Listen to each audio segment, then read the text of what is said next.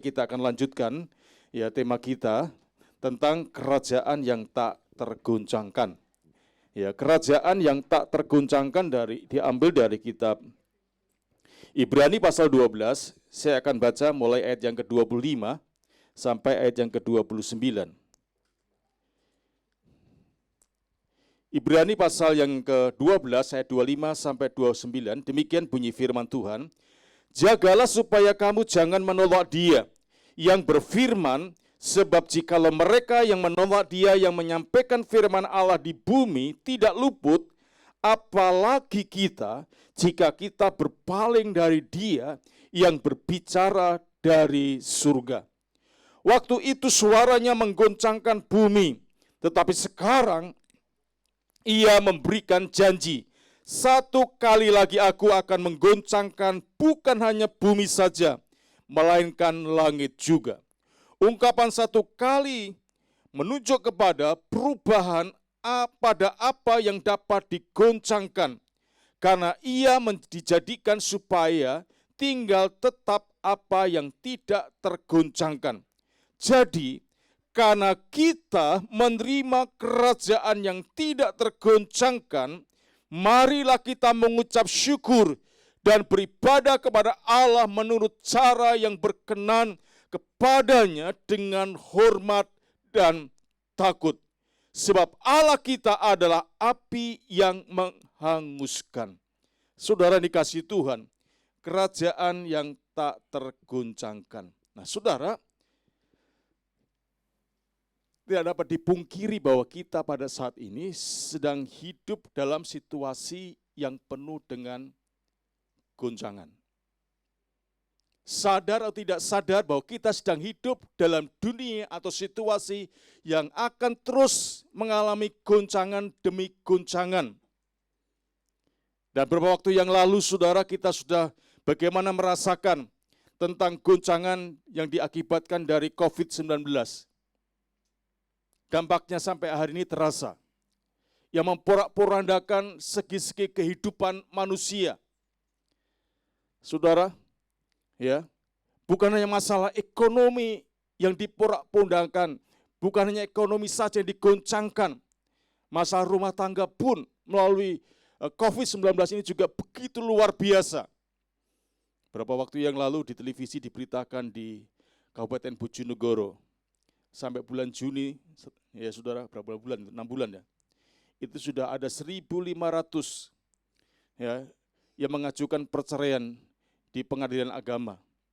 Dan 1.063 kalau tidak salah, itu wanita yang minta. Ya kalau dulu biasanya menceraikan itu siapa? Suami, tapi sekarang ini kebalikannya. Ya. 1.563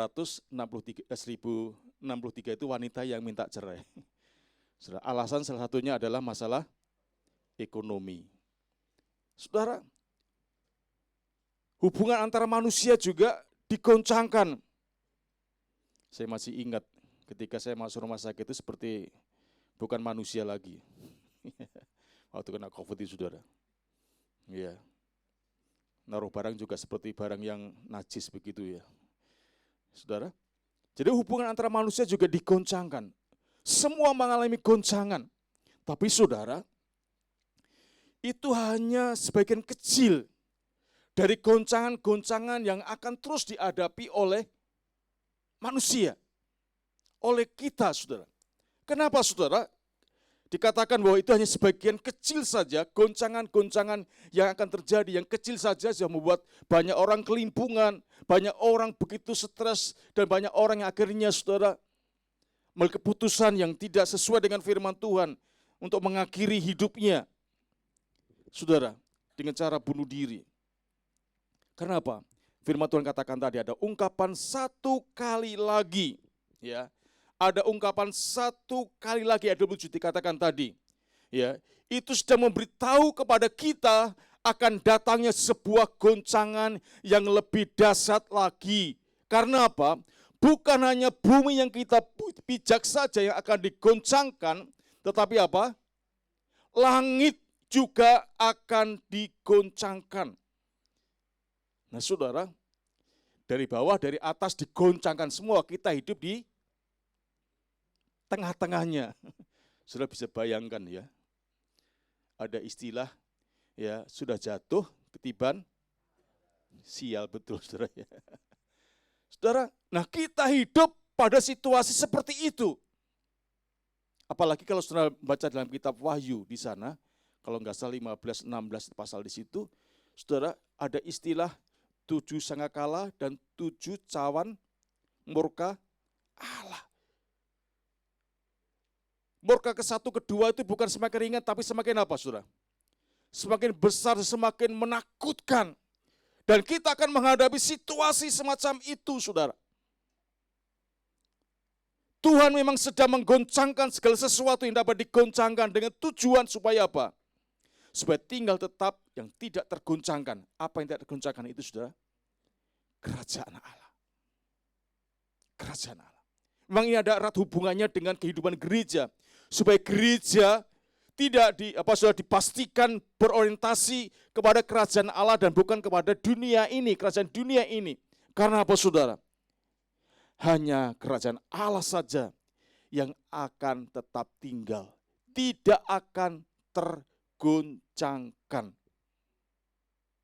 Semuanya akan digoncangkan, tetapi hanya satu yang tidak tergoncangkan, yaitu kerajaan Allah, yaitu Yerusalem surgawi.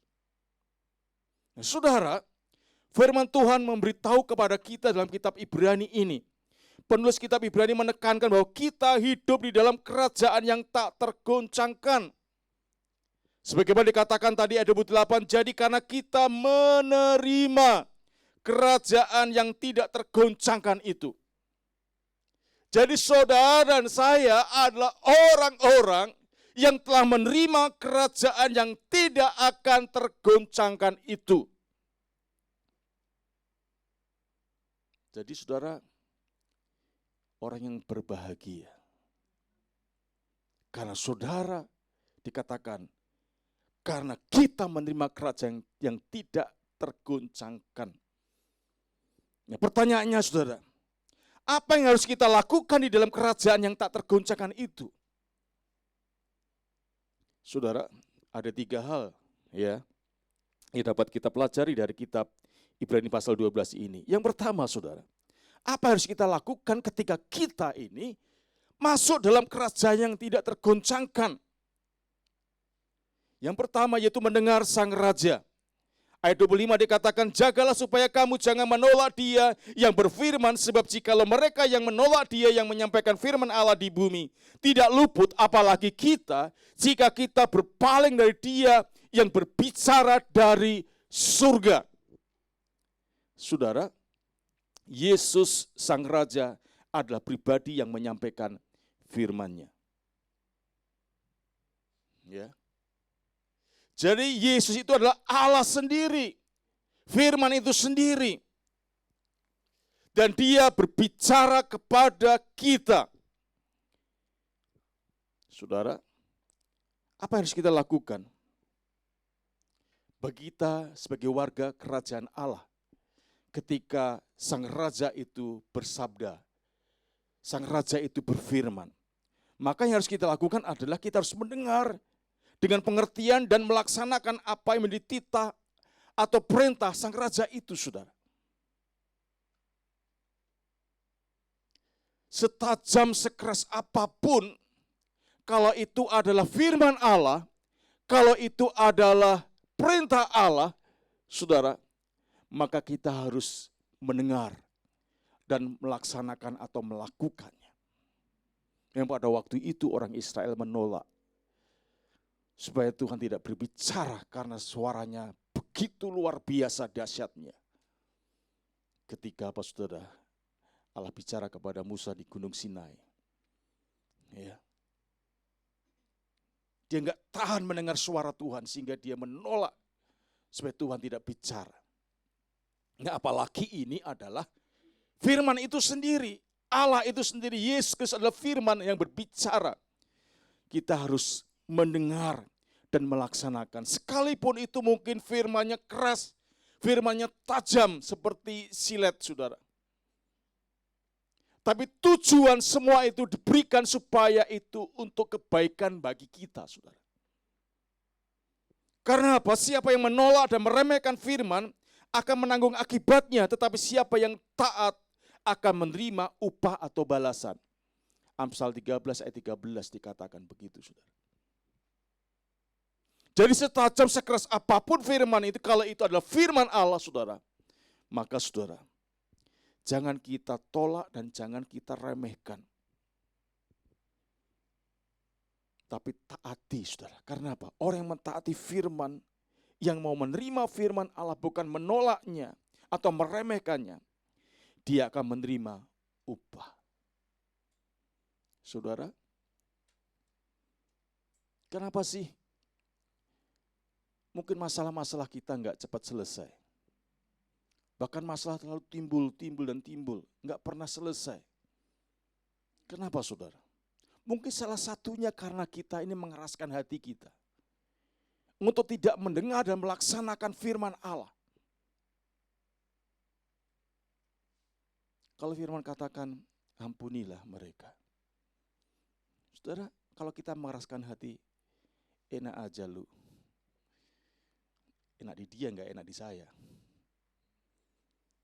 Saudara, kalau itu yang kita lakukan berarti kita menolak dan mengeraskan hati kita.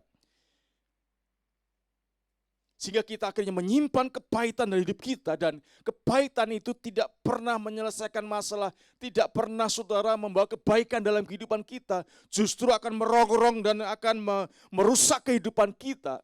Bukan hanya rohani kita yang dirusak, tapi juga kesehatan kita. Itu juga dirusak, saudara. Jadi saudara, jangan tolak firman Allah. Sekeras setajam apapun, kalau itu sekali lagi suara Tuhan, firman Allah, jangan tolak, dengar dan melakukannya. Karena apa? Sekali lagi, siapa yang taat, dia akan menerima upah. Karena firman Tuhan itu sangat bermanfaat. Dalam 2 Timotius 3, ayat berapa, saudara? Ayat 16. Ini ayat terkenal, saudara ya. Dikatakan apa? Firman itu bermanfaat, sangat bermanfaat. Untuk apa? Untuk apa? Untuk mengajar, untuk menyatakan kesalahan. Untuk apa lagi? Memperbaiki kelakuan dan mau mendidik, membawa orang kepada kebenaran. Luar biasa. Sehingga kalau kita tidak menolak, nanti mentaati, saudara, ini firman yang akan saudara rasakan, kuasa firman itu. Tapi kalau enggak, saudara, maka kebinasaan yang akan kita terima. Yang kedua, jadi yang pertama, saudara, apa yang harus kita lakukan sebagai warga kerajaan Allah? Dengar dan taati firman Allah. Jangan tolak firman Allah, sekalipun itu keras, sekalipun itu tajam, sekalipun itu tidak menyenangkan daging kita. Tetapi kalau itu firman Allah, saudara, maka jangan tolak dan remehkan. Kenapa? Kalau itu yang terjadi, saudara akan menanggung akibatnya. Tapi yang taat diberkati oleh Tuhan. Yang kedua, saudara, sebagaimana dalam ayat 28 tadi, yaitu kita harus mengucap syukur. Jadi karena kita menerima kerajaan yang tidak tergoncangkan, marilah kita, apa, saudara, mengucap syukur. Ya, mengucap syukur. Nah, kenapa, saudara, kita harus mengucap syukur, saudara? Karena orang percaya bisa masuk ke dalam kerajaan Allah itu karena anugerah, karena kasih karunia Allah, karena pemberian Allah, bukan hasil usaha dan pekerjaan kita, saudara. Bukan karena kesuksesan kita dalam melayani pekerjaan Tuhan, sehingga kita layak dan bisa masuk ke dalam kerajaan surga. Kita bisa masuk dalam kerajaan Allah itu hanya semata-mata karena anugerah Allah. Ya, kalau saudara baca dalam Efesus 2 ayat 8 dan 9 dikatakan di sana, ya. Dan juga dalam Kolose 1 ayat 13 dikatakan bahwa Ia telah melepaskan kita dari kuasa kegelapan dan memindahkan kita ke dalam kerajaan anak-Nya yang kekasih. Jadi yang memindahkan kita dari kegelapan kepada kerajaan anaknya itu adalah Allah dalam Yesus Kristus. Bukan karena usaha kita, bukan karena pekerjaan kita. Saudara, orang berdosa itu digambarkan seperti orang yang masuk ke dalam lumpur rawa. Ya. Dia tidak akan bisa keluar dari lumpur rawa dengan upaya dan usaha sendiri. Berdiam saja, dia akan apa? Tenggelam, apalagi dia bergerak, akan semakin cepat tenggelam, saudara. Harus ada orang di luar dan mengulurkan tali, saudara. Kemudian kita pegang tali itu, baru orang itu menarik sehingga kita bisa keluar dari lumpur rawa itu. Nah kita, saudara, seperti orang itu. Kita nggak bisa menyelamatkan diri kita dengan berbuat baik, berbuat saleh. Bahkan namanya pun diganti nama saleh, suci. Di Cirebon itu ada anak Tuhan namanya Suci. Nama kita tidak menyelamatkan, saudara. Yang bisa menyelamatkan itu hanya Allah di dalam Yesus Kristus. Oleh karena itu, saudara, ketika kita dibawa, dipindahkan ke kegelapan kepada kerajaannya, kita harus hidup di dalam pengucapan syukur. Segala jerih payah dan pelayanan orang-orang percaya terhadap Tuhan, gerejanya, itu merupakan suatu kewajiban yang harus dilaksanakan. Bukan supaya kita selamat, bukan supaya kita masuk dalam kerajaan Allah, tetapi sebagai rasa syukur kita kepada Tuhan. Kalau dunia, kebalikannya, saudara.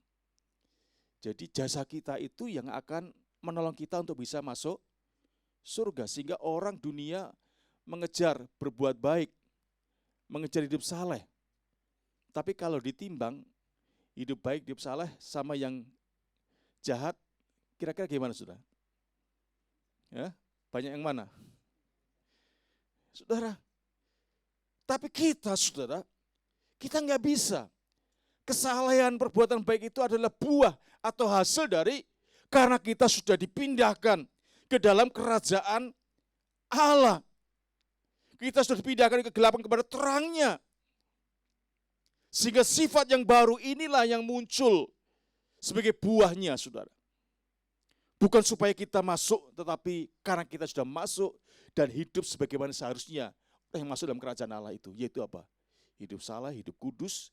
Karena tanpa kekudusan kita tidak dapat melihat kerajaan Allah. Jadi itu buah hasil dampak dari kita karena masuk. Jadi supaya bukan kita masuk ke sana, enggak, saudara. Kalau kita bisa karena itu anugerah Tuhan. Ya, karena anugerah Tuhan. Karena anugerah Tuhan.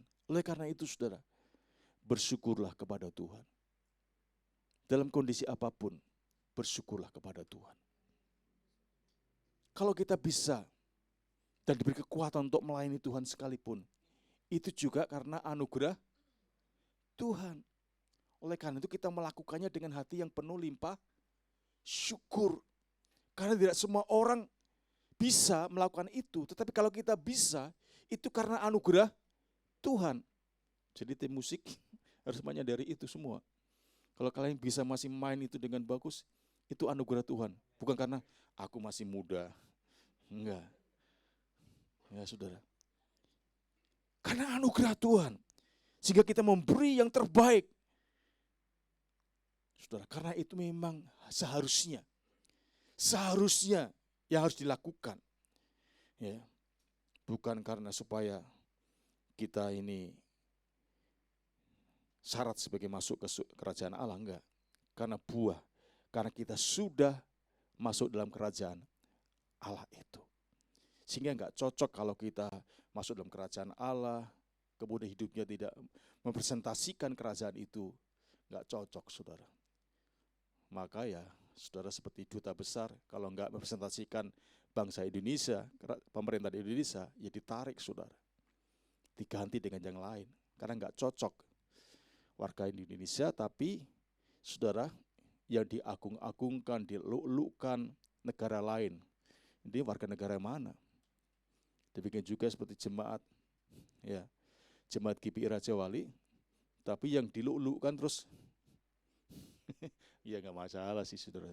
Ya, tapi kadang-kadang kamu itu jemaatnya mana sih, anggota mana, ya,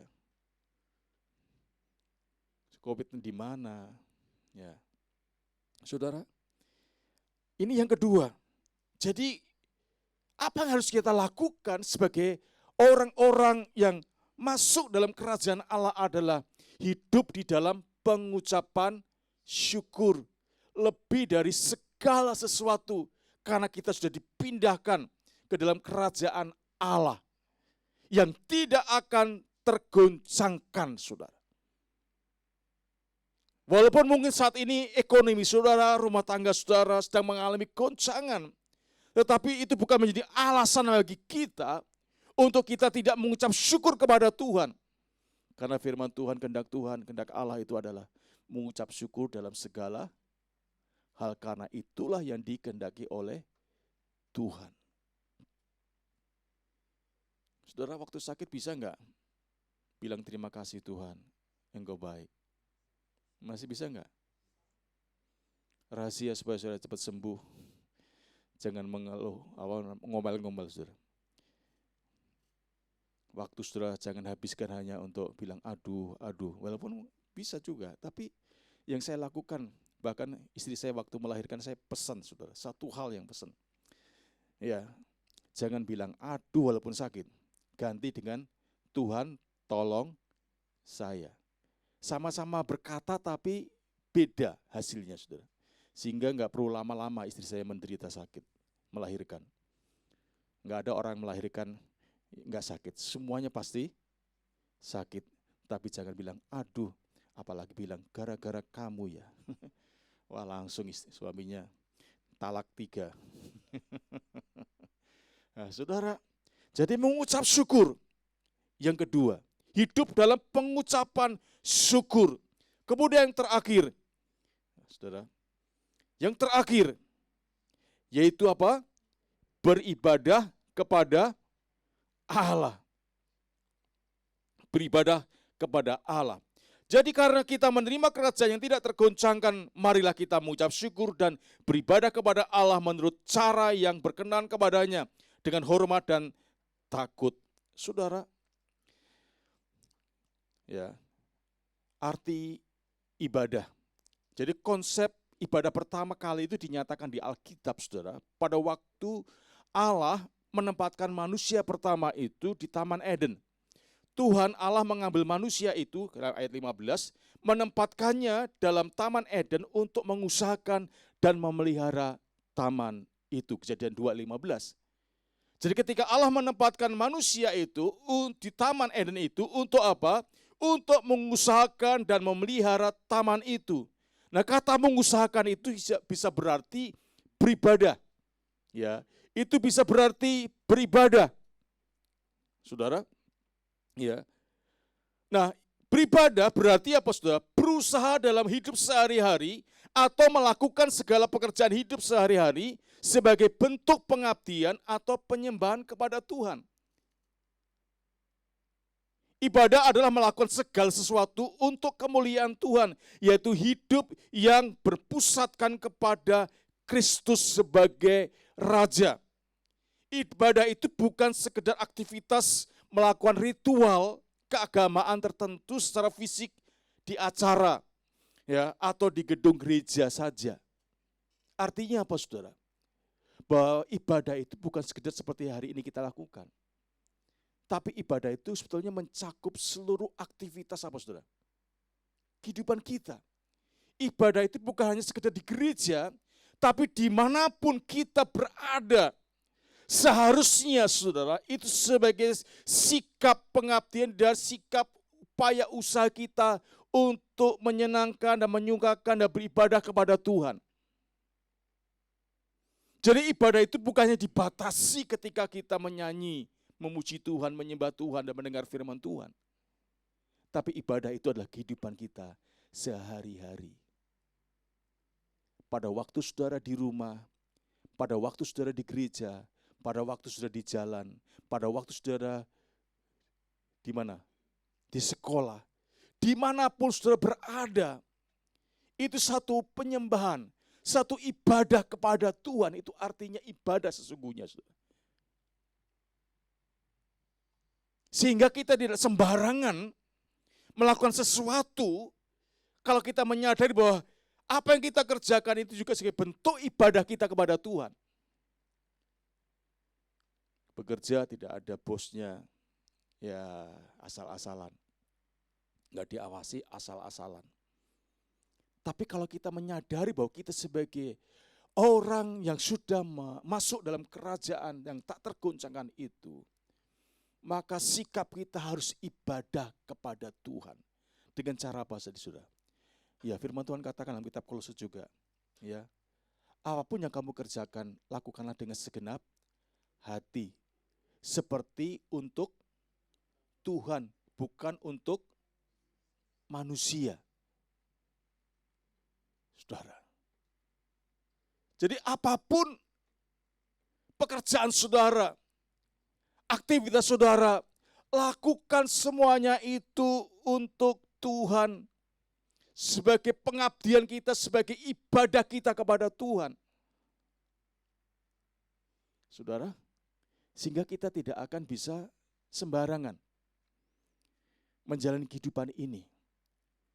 Karena apa? Ibadah kepada Tuhan, bukan kepada manusia. Tentunya saudara, kita berupaya berusaha untuk memberi yang terbaik untuk Tuhan. Sehingga kita tidak akan sembarangan. Oleh karena itu saudara, mari saudara, melalui firman pada pagi hari ini, kita akan belajar bersama-sama. Ya, dalam situasi apapun, dalam kondisi apapun,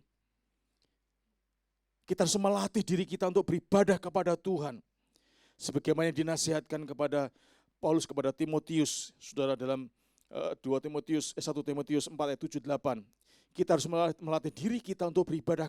Karena apa? Ibadah itu sangat berguna. Karena mengandung janji untuk hidup sekarang maupun yang akan datang. Jadi ibadah itu sangat berguna, bermanfaat. Karena mengandung janji untuk sekarang maupun yang akan datang. Oleh karena itu dalam kitab Ibrani 10 ayat 12 dikatakan, mengingatkan kepada kita supaya kita tidak menjauhkan diri dari ibadah. Tidak menjauhkan diri dari ibadah. Karena apa? Justru sebaliknya, kita harus semakin giat melakukannya karena Sang Raja akan segera datang. Jadi jangan malas saudara. Ya, dan bersyukur pagi hari ini, walaupun jam 7, mungkin saudara bangunnya biasanya ya siang, tapi hari ini harus jam 5 pagi atau setengah 5 pagi. Saudara harus bangun mempersiapkan diri supaya enggak telat ibadah. Saudara, tetap saudara semangat. Ya, tetap saudara ya giat di dalam melakukan ini. Kiranya firman Tuhan menolong saudara untuk hidup sebagaimana seharusnya saudara hidup dalam kerajaan yang tak tergoncangkan ini. Sehingga saudara, engkau tidak akan mengalami ya dihancurkan karena ada goncangan-goncangan yang sedang terjadi ini. Justru itu akan melatih saudara supaya otot-otot iman saudara menjadi otot-otot yang kuat sehingga saudara akan bertahan apapun goncangan yang Tuhan akan kerjakan di tengah dunia ini. Karena saudara sudah masuk dalam kerajaan yang tidak tergoncangkan. Mari kita berdiri bersama-sama. Kita naikkan satu pujian. Kerajaanmu datanglah, kehendakmu jadilah.